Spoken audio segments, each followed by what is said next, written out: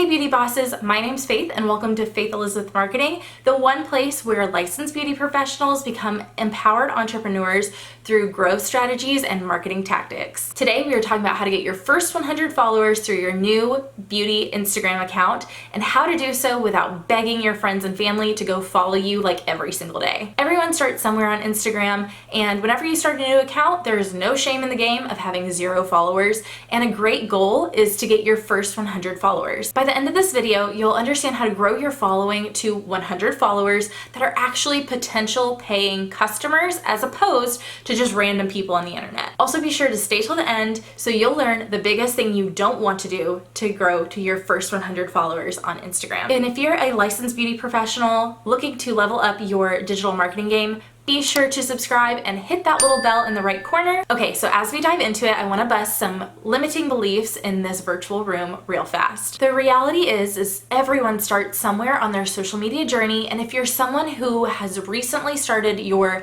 beauty business account, or you're someone who has had one and just never used it, then this video is for you. There's absolutely no shame in having a small following, especially starting out, and having a large following can actually impact your engagement rate. So having a small following will make sure that you're a little bit more attentive to your followers. So that is a good thing.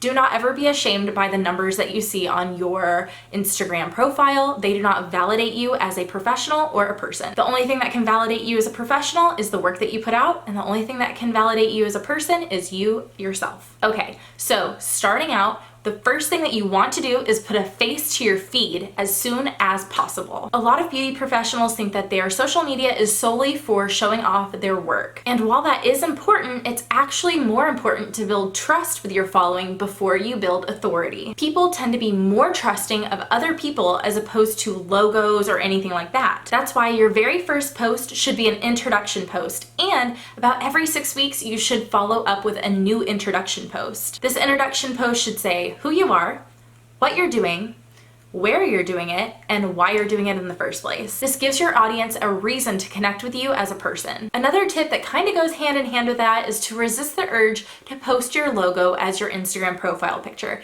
and instead post your face with a solid background around it. Typically, having a logo profile picture for small businesses actually hinders your profile clicks because people are less trusting of it. Also, if you have a profile picture that is your face, but doesn't have contrasting, clear, or concise colors to it, people get a little confused and they just keep scrolling. This is why a picture of your face with a solid background behind it is the best method for getting more clicks to your profile. So which one of these profile pictures looks the most appealing to you? And be sure to sound off below which one you like and what's your profile picture right now. Okay, so another tip that's going to help get you to your first 100 followers is the authenticity that you bring to your page. Again, this tackles the misconception in the beauty industry is that your feed should be filled with multiple before and afters. It should just be all before and afters, when in reality that can actually hinder your authenticity on your feed. Now, I'm not saying never post before and afters because your work ultimately will bring people to the book button,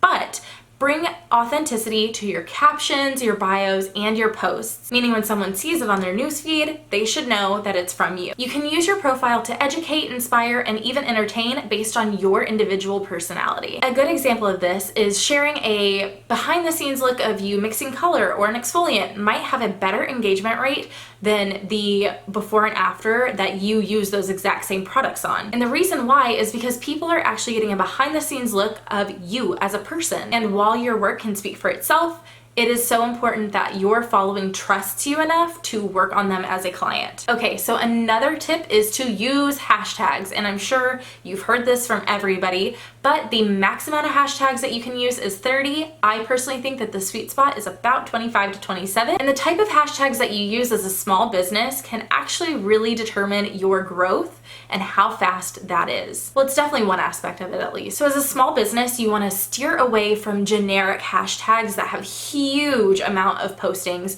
like hair or makeup or blonde.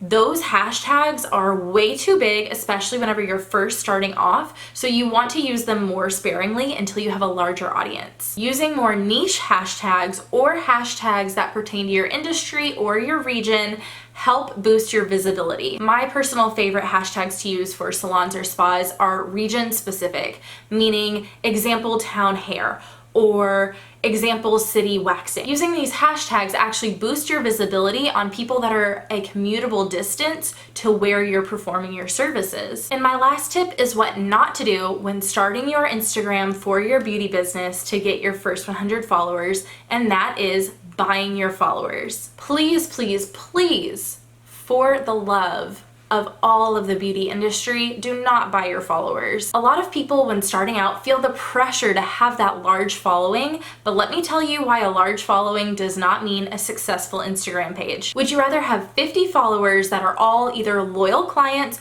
or potential clients, or would you rather have 5,000 followers that are all filled with robots or people that have no chance of ever walking into your business? That would basically feel like a waste of time, right? And that's why we don't buy followers. It's going to be a complete waste of time for you to post because all the people that you're reaching are either fake or people that will never enter your business. Okay guys, I hope you learned something new from this video and are ready to put some of it in action to grow to your first 100 followers on Instagram. If you're still feeling like you need some extra guidance on how to grow your Instagram following, be sure to head to my website where you can apply for my free marketing assessment. That way we can chat one-on-one on what your business needs and how we can get you there. And be sure to subscribe and hit that little bell so that you can be one of the first to see my new video coming out next Friday. Bye for now, beauty bosses.